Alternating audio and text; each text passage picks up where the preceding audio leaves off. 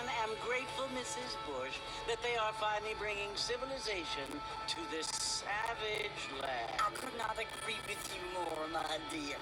My daddy settled this land, and I know he'll be looking down on us, pleased at how we help the natives. Yes, they've lost their land, but they've gained access to heaven.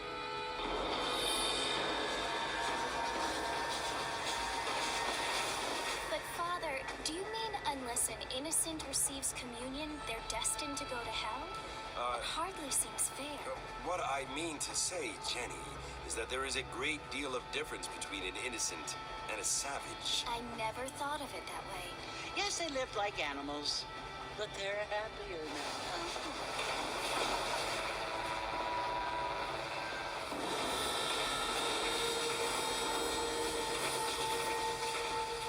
Not only do people now have motor cars, Father, but I heard that pretty soon we will be able to fly. No, only angels can fly, Jenny.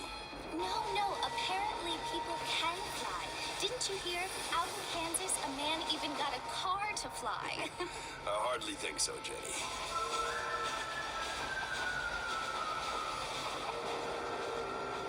Apparently, Mr. Johns wants to run for governor, which is why he's so concerned with cleaning up the state.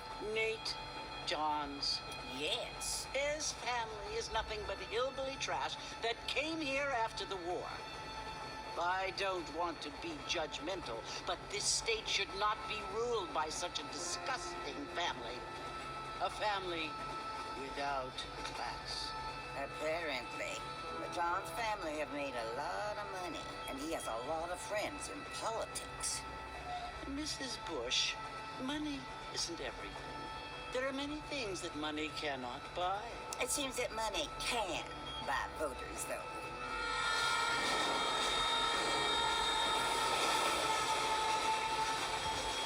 What you must remember, my dear, is that we have been brought here to spread the word. And the word and civilization, they are the same thing. They are the gifts. It is the opportunity we have, the chance to live among people who are decent and who do not kill each other, and who let you worship in peace. It's so confusing, Father. Sometimes I find it impossible to make the distinction between a loving act and a hateful one. I mean, they often seem to be the same thing. Yes, Jenny, it is confusing.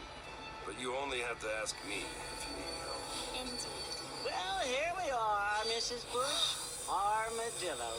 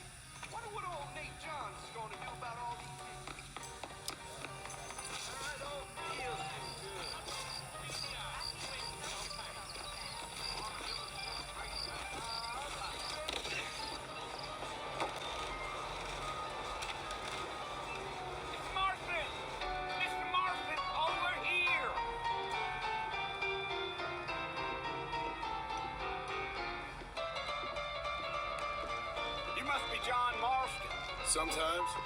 I'm Jake. Your friends from Blackwater hired me to guide you. They ain't my friends, but pleased to meet you, Jake. I got the horses saddled up and ready out front.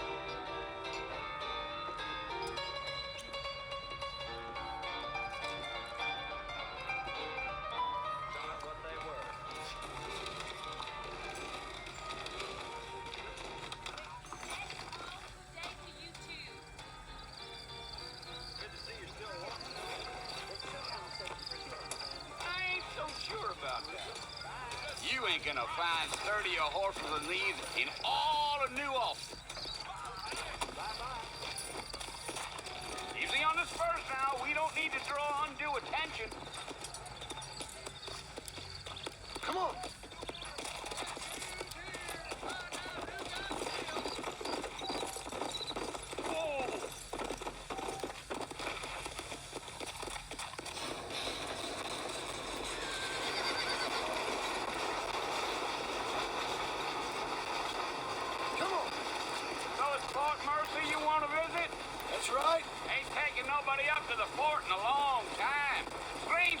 a decent fella to want to visit, if you don't mind me saying. Who said I was a decent fella? It's been abandoned for years now. Folks say it was built during the Mexican War. What kinds of soldiers around back then? Why'd they leave? Well, I ain't entirely sure. I heard they had to go up north to fight Indians, or maybe they got tired of being soldiers and went looking for gold. You know how things is. So what are you doing up at the fort? I'm looking for an old friend. Well, like I says, you ain't gonna find many folk around those parts these days. Those you do find are about as sociable as an ulcerated back tooth. I mean, I ain't one to judge a man by the company he keeps, but... Well, he ain't been friends for a long time.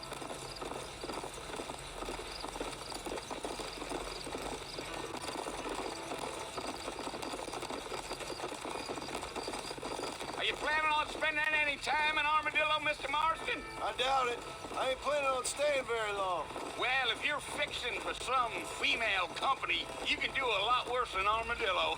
Fine as cream gravy they are. Not like Thieves Landing. Dang, those girls ain't even fit for a drinking man to hold up with. I'm a married man, I'm afraid. Ain't we all?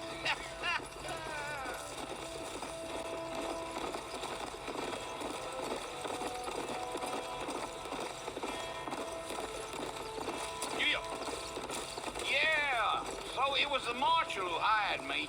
Lee Johnson, do you know him? I think I heard his name. Says he got a telegram from some Blackwater big bugs asking for a guide. I guess it's none of my business. That's right.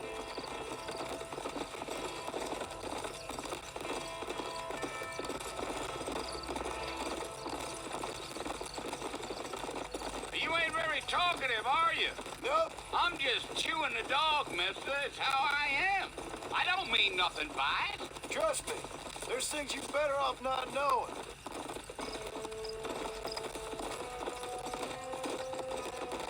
I'll tell you, Mr. Marston, those coyotes eat better than I do. Not far now. You'll see the fort when you get to the top of this hill.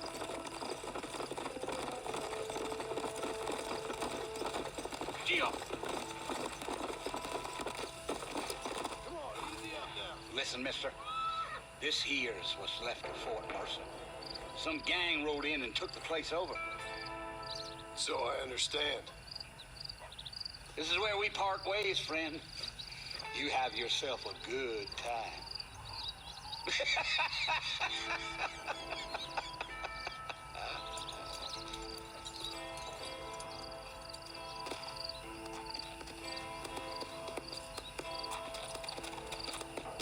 Let's go.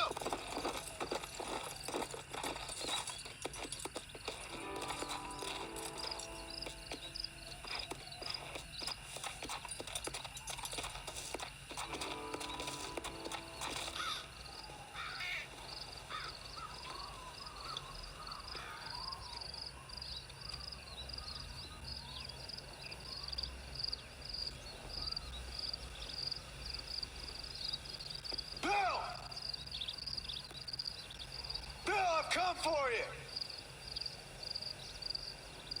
Bill Williamson. Come out here right now. Go away now, John. Don't make me kill you. Nobody needs to kill anyone, Bill. You must think I was born yesterday. You always did think I was an idiot. That ain't fair, Bill. You were as my brother. I've come to try to save you. Oh. Do I look like I need saving? Bill, please. They want to kill us all. I can help you. Well, you never tried to save me before. You only seemed to save yourself. Bill, I implore you, think about this. You implore me? You implore me. You always were one for fancy words. Well, things are different now, John. Now I'm in charge. much. And no more you. Implores. I implores you to go back and tell them to send someone just a little bit more impressive next time. Well? Oh. Poor John.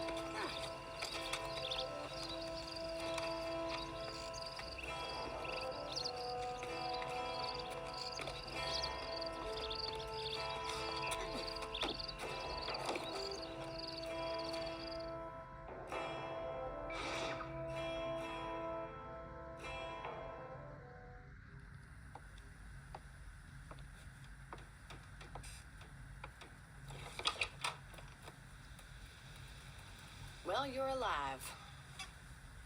So it would seem. So, how do you feel?